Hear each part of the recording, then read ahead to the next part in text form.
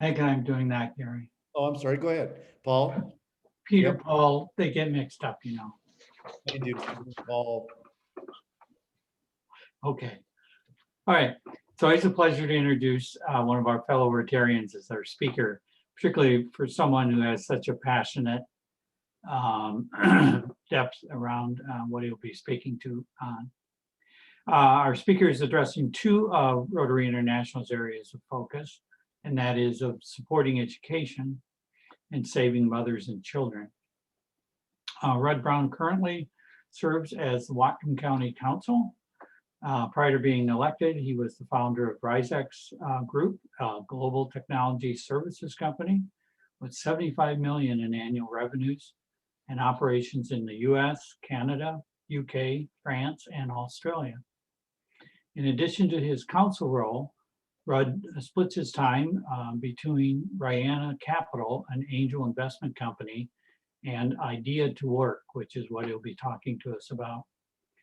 Rud's also an avid and excellent pilot, which I can personally attest to. What a fun time we had going out to San Juan Islands.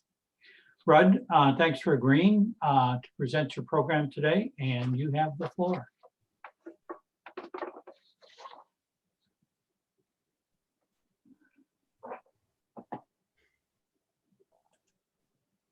Okay. Hear me now? Yes. Yep, great. So great to see everybody. And before I get started, I just wanted to do a shout out for Mark Niddle. Mark, along with Gina Stark,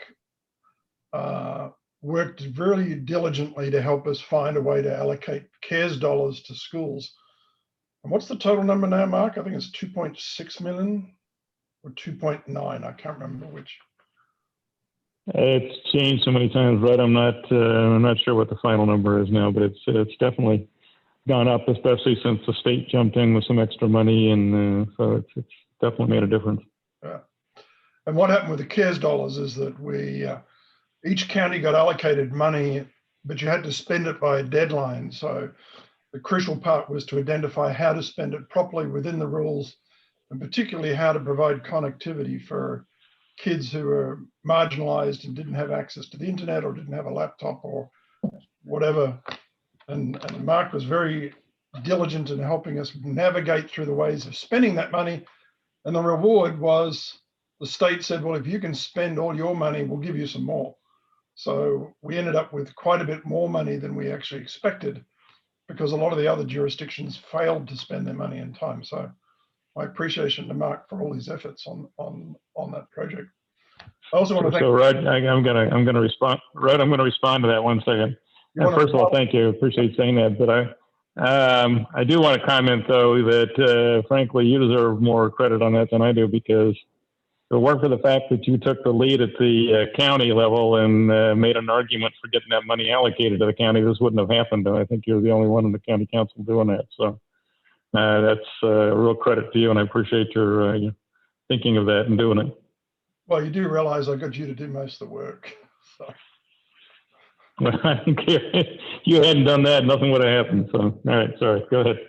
Anyway, I also want to thank Gary for, Gary's been a good sounding board on part of a more complex part of the issue I'm going to talk about today. So I just wanted to acknowledge Gary's assistance on that. Paul, I sent you a link to a video. Do you want me to play it or are you going to play it?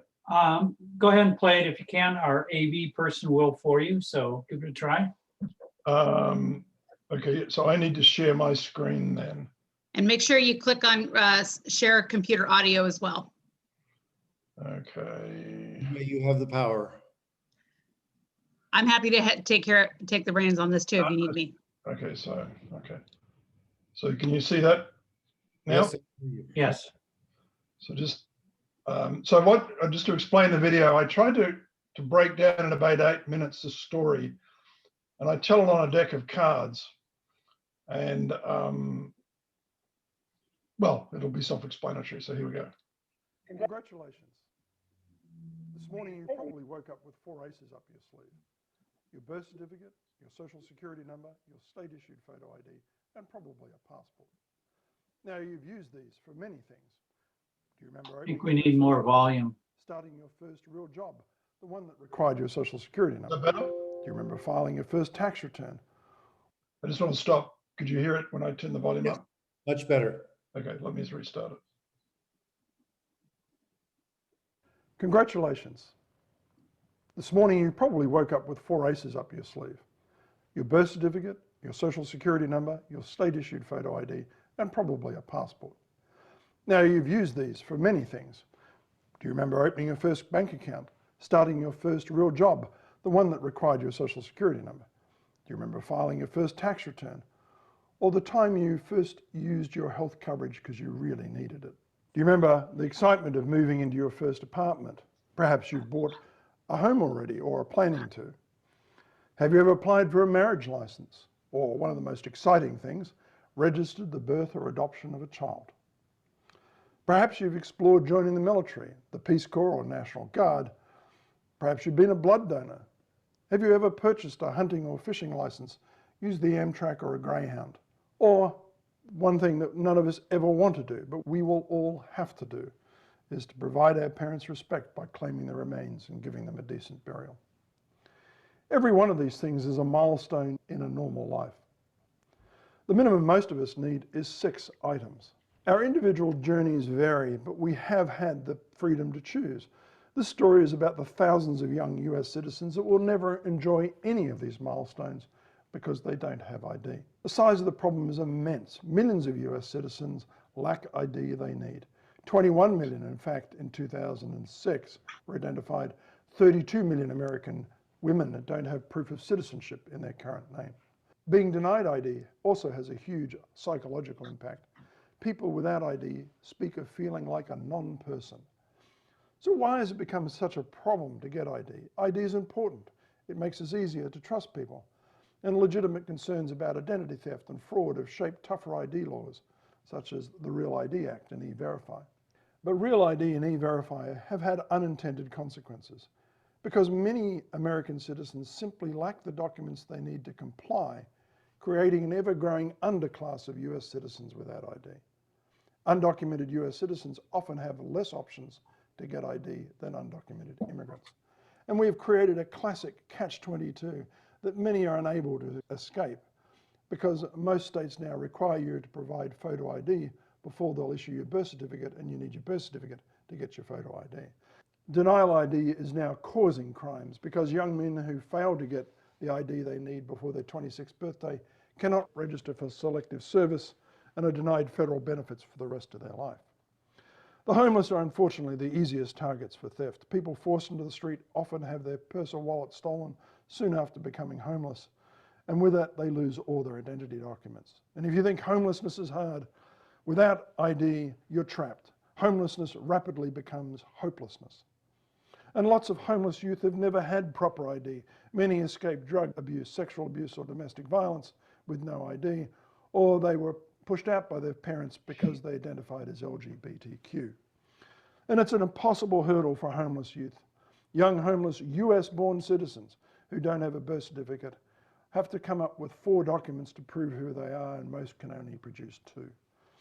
So what happens to youth without ID? Well, the first thing they'll do is look for work, but only at places that hire undocumented workers. And this is going to get much harder once the E-Verify laws become mandatory in the next couple of years. No work? Well, then try panhandling or seek welfare, but only from places that don't require ID in order to give it to you. Next step is consider survival crime. Many feel forced into shoplifting, petty theft, and most tragic of all, child prostitution.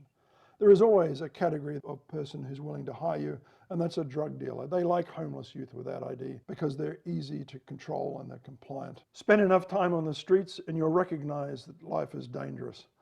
A problem is with all these activities is they ultimately end up in jail. Criminal behavior makes incarceration inevitable. Perversely, jail is the one place that the federal government will suddenly give you room, board, medical attention, and even education without requiring you prove who you are. And perversely, the state government will use your jail file as evidence of who you are and provide you with state-issued ID, perhaps for the first time in your life. The physical and emotional toll is huge. We can expect that young people denied an identity will become traumatized and grow into an adult who exhibit antisocial behavior, chronic depression, and self-medicate with drugs and alcohol. The problem grows with the next generation without ID. Although ill-prepared and often unplanned, many people without ID will have children, resulting in intergenerational poverty and a growing multi-generational underclass of US citizens without any history of ID. So what's happening to our values, life, liberty, and the pursuit of happiness? We cannot have life, liberty, or happiness without identification. We could rely on the US Constitution to help us. The 14th Amendment comes closest, but doesn't really address the issue. The UN Rights of the Child does address ID. Following the Second World War, millions of children were homeless without identification, and it became the most widely ratified treaty in UN history. 3 countries refused to sign it: Somalia, South Sudan, and the United States. Every day, more federal and state laws require citizens to present ID as part of daily life. We spend more money on this every year. We spend no money on making sure US citizens can comply. Providing ID is great for our economy. With an ID, a person can work, escape welfare, and support themselves. Without an ID, they can't. I want a job is the most frequent reason given by a homeless person seeking ID, half of which will find work within 30 days. It's costing us a fortune to do nothing. Between shelters, emergency rooms, and jails, it costs society about $40,000 a year to support a homeless person on the street. Without ID, the costs of many social services fall on local taxpayers. The federal government contracts with local governments to provide services, but only reimburses for those people who can produce ID when they receive those services. The return on investment of providing ID is astounding. The average cost to help a person regain their ID is $250, whereas the average cost to support them on the streets is $40,000 a year. That's a return of 160 to 1, plus the dignity and hope it brings to a person is priceless.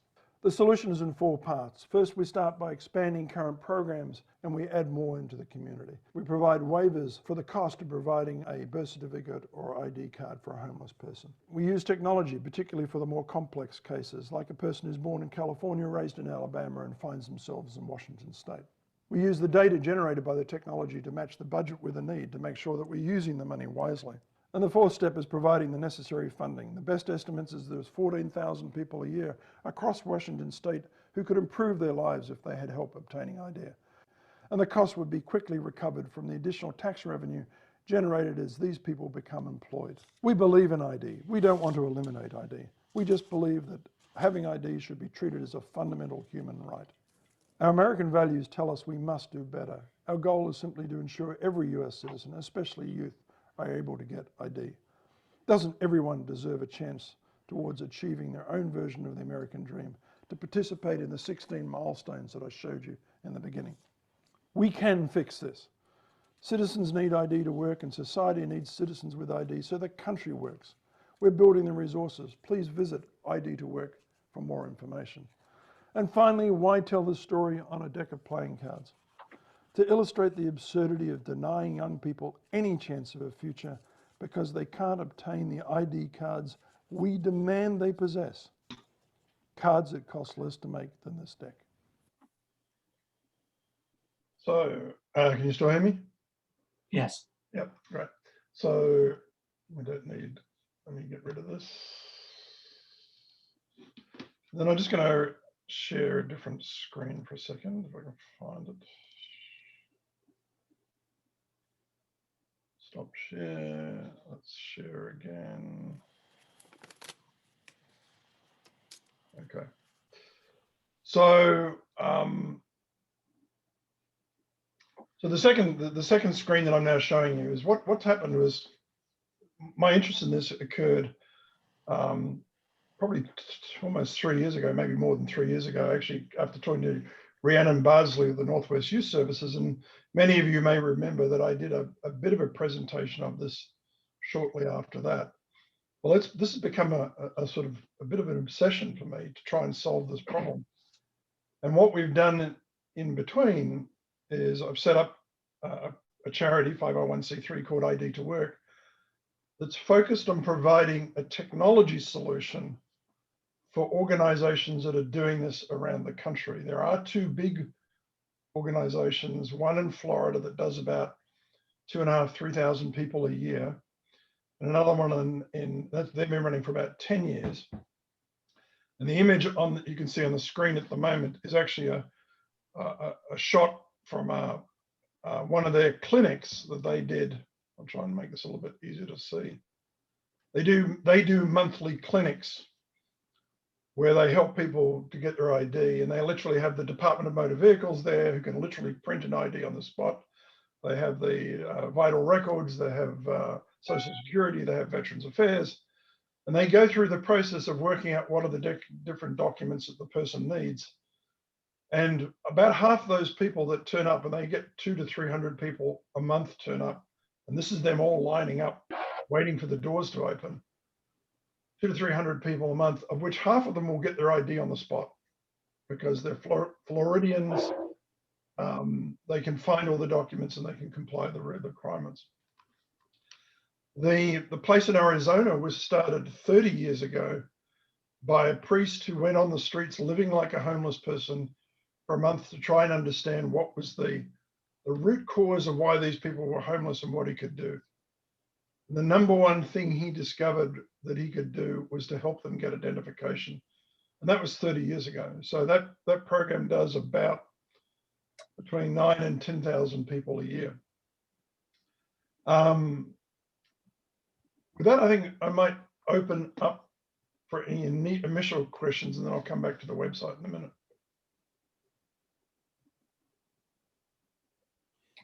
Rod, I'd asked you this question before, but for the benefit of everyone.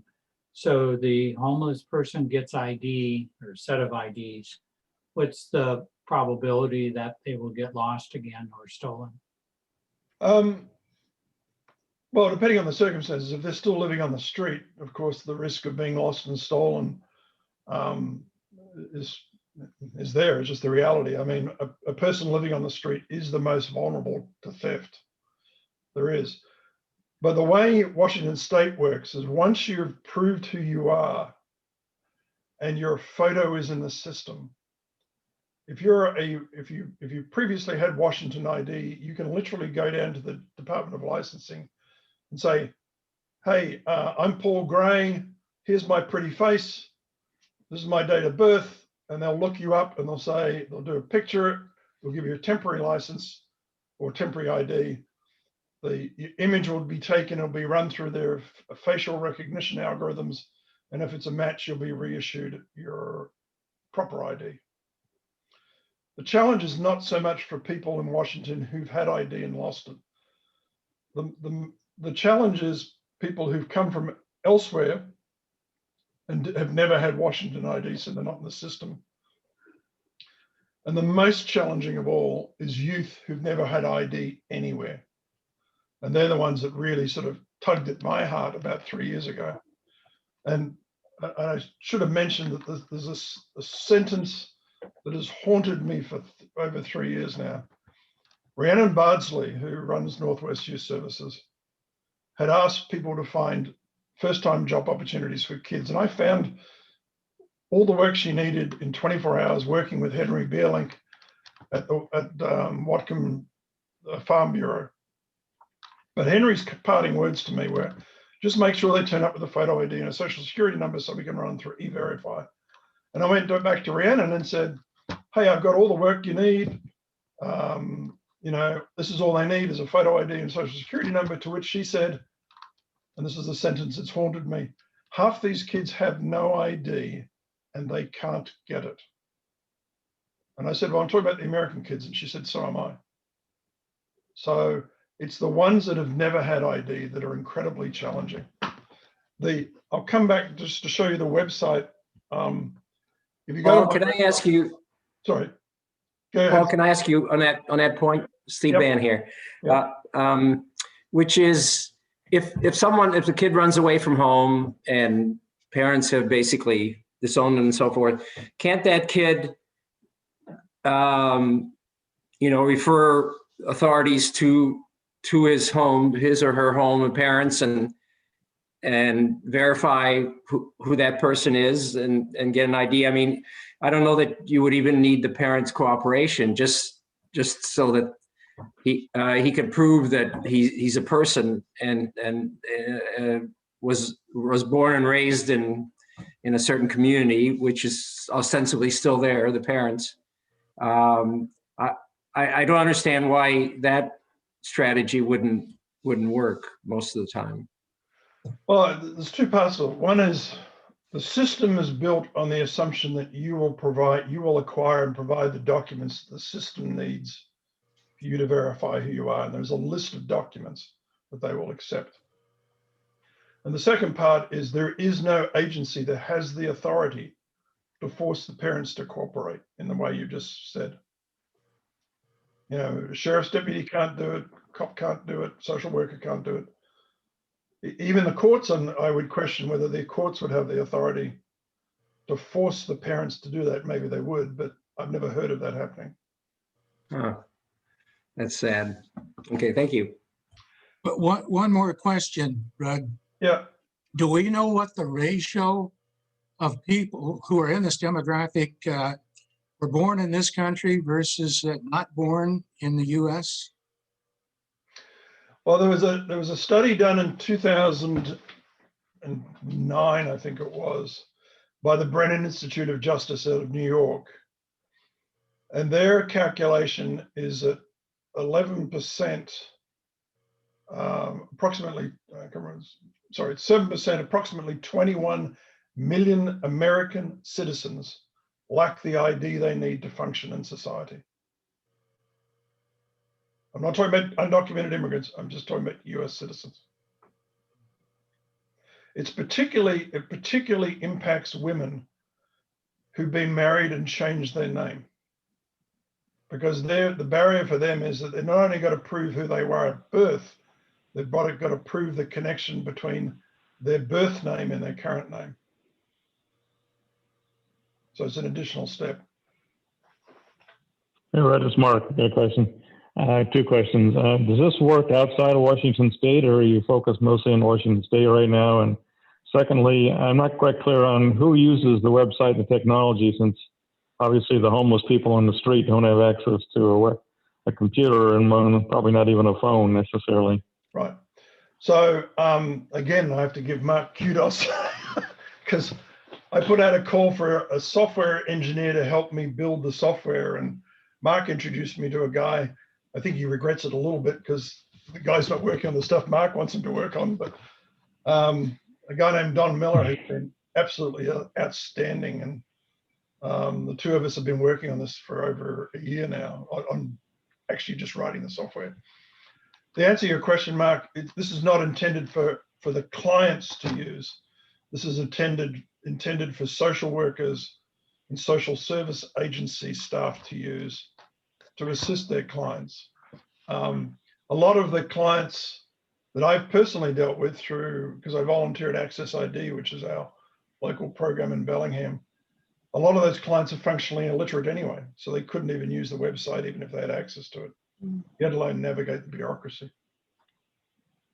And what about outside Washington State?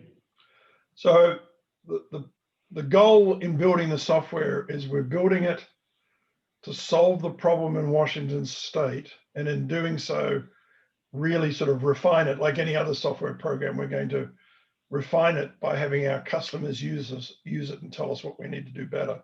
And once we've done that, the goal is then to expand it outside of Washington State. Eventually, I want to do it across the country. Got it. Okay.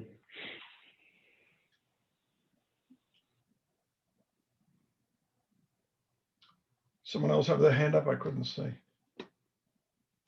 Actually, I have two questions, and this may seem naive, but what are the obstacles? Like, let's say somebody was actually born, let's say that they were born in Washington.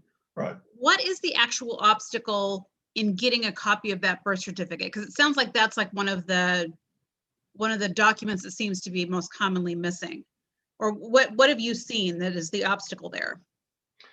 So up until December 31st last year, Washington's rules were you didn't need anything to get a birth certificate, right? And if any of you were born in Washington State, I assume most of you were, I could legally have gone down and said, you know, I want your birth certificate, Shauna, right? Right. Nothing to stop it. The rules have now changed, and if you look at the rules, you have to provide identification to get it, and the reason for that is to prevent identity theft. Sure. But Washington's identification standards or threshold let's just say that if you do it the right way and you know what you're doing, and that's what I'm trying to do is teach caseworkers to know what to do. It's actually, it takes a little bit to do it, but you can acquire the documentation necessary to prove to get a birth certificate. But in other states, it is much more difficult. It varies from, you know, states like Washington that just said anybody can get it, to states that say absolutely not, unless you've got government issued photo ID, we're not giving it to you, period. And if you're a kid who was born in, say, I'll just pick a state, Missouri, and your parents moved to Washington State and you grew up in Washington State, you need a birth certificate from Missouri, and they may just say, we're not giving it to you until you come up with photo ID. And Okay. that's a common problem. And is it the same kind of issue with trying to track down your social security number? If one has actually been issued to you, is it the same kind of obstacle? So with social security numbers, the basic, the rules in the social security system is you have to provide photo ID, or you have to provide a reason why you can't provide photo ID. And then they've got a sort of, they got the first tier documents, you know, driver's license, passport, et cetera, et cetera. And if you fail to have that, you have to explain why you fail to have that. And then they'll say, okay, well, we'll accept other documents. Now, in the case of social security number, they will accept, strangely, they will not accept the birth certificate. They don't consider it to be a proof of anything other than an event that occurred in the distant past. They will, however, accept a school transcript and a medical record as a minimum. But you then have to fill in enough detail for them to be able to say, okay, we've got you in the system, right? So you need your mother's name, your father's name, you need to provide enough information so that they can actually even find you to begin with. The other problem is there is a segment of the population, particularly, it goes between, on one hand, it's the very poor, and on the other hand, it's those who are very adamant about keeping out of the system. But there's a lot of documented cases where kids were never registered. Delayed record of birth is a problem. And the other thing is, and they never applied for a social security number. And the social security number rules are, if you're over the age of 12 and you don't know what your number is, and you claim you've never had one, you have to prove you've never had one. And I can't find anybody who tells me how you do that. Thank you.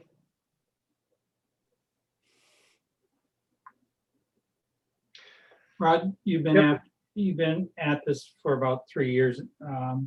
What have you seen of progress of helping the homeless get IDs? Do you have any metrics on that? Well, first off, this program has not been released, so I can't give you metrics on this program because we've spent, I've spent probably 2 of the last 3 years analyzing what the program should do and or writing the specs for it. And we've spent the last year working with Don to actually do the programming. But the statistics in Bellingham, like what I did do is on the county council level, I arranged for funding to provide more stable funding for law advocates, because they run, really the only ID assistance program in the state is actually run right here in Bellingham. And they've gone from being able to service roughly 100 clients a year to 200, and the goal is to do 400, which is about the right ratio. So as best I can tell, about 0.2% of the population in the country need assistance every year with this issue. So in Washington State, that translates to about 14,000 people in Washington State is what the target need is per annum.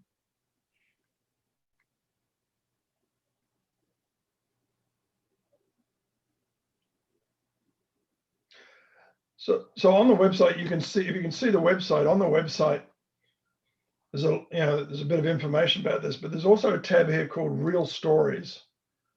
And I just want to click on that. Can you all see that? Can you reshare your screen, please? Yep.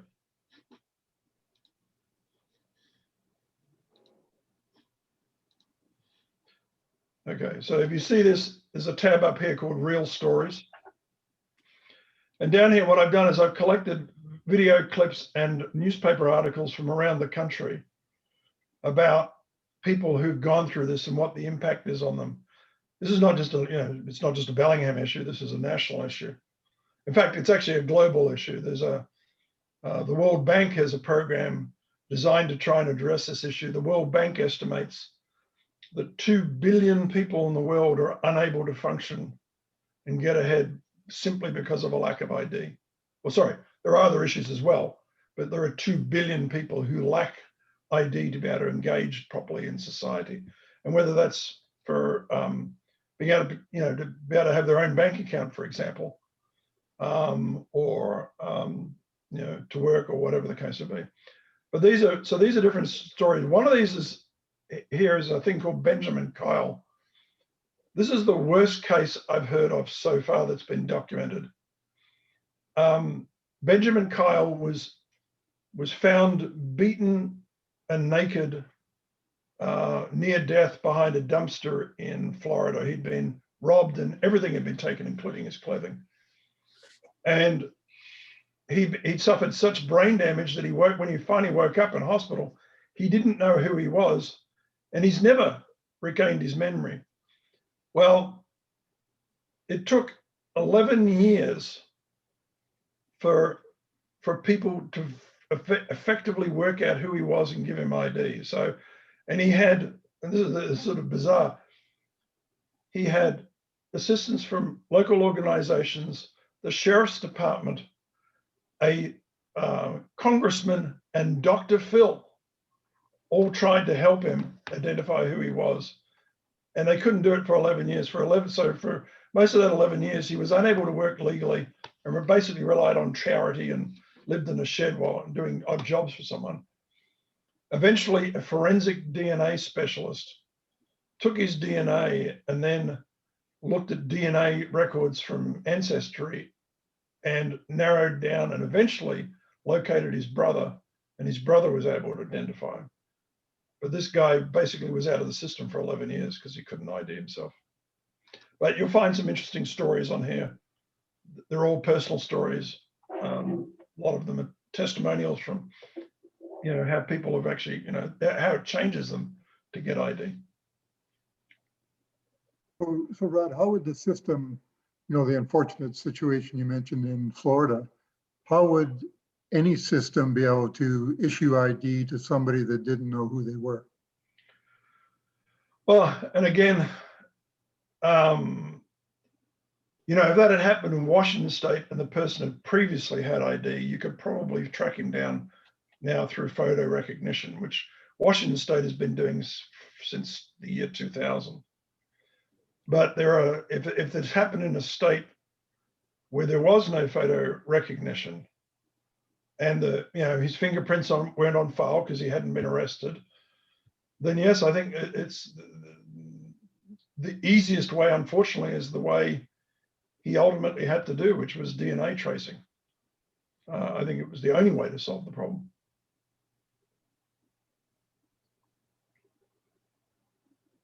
Rod, what's the prospect of embedding an ID chip in us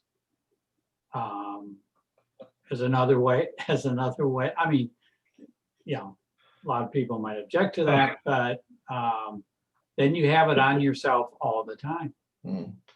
Well, let's just say that's well above my political pay grade to even suggest to the local population. Well, if it's good enough for dogs. Clearly, I can see you've got a fine career in politics. No, but I think it could be voluntary, Rud. Well, yeah, it could be, but I will tell you that one of the disturbing things actually on recognition is there's a new rulemaking that's just come out. It came, I think it comes into effect this month, is that if you want to assist anybody to get an immigrant visa, and that's anybody from someone who's trying to come here as a refugee and you're trying to help them, or in the case of my son, who's married to a Canadian, if he wants to come back here and bring his Canadian wife with him, he'd have to do this. And if I wanted to provide financial support or guarantees, I'd have to be involved. You now have to provide, under federal law, you have to provide a photograph, a palm print, fingerprints, iris scan, and a voice print. And there's only one legitimate reason for a voice print, and that is so you can identify phone conversations. You do not need it for identifying a person, at least not in normal examples. So unfortunately, Paul, to your point, the system is already trying to, I guess, push the boundaries of ways of identifying a citizen under all circumstances. And I think that's going to meet with a lot of resistance on privacy issues.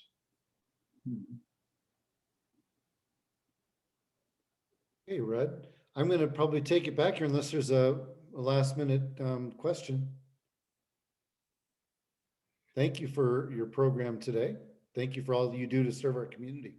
Well, and I'm obsessed about this issue. And if you've got any questions, please look at the website, or obviously give me a call if you'd like to. So. About a big round of applause for Rud, a fellow member. Excellent. Thank you very much.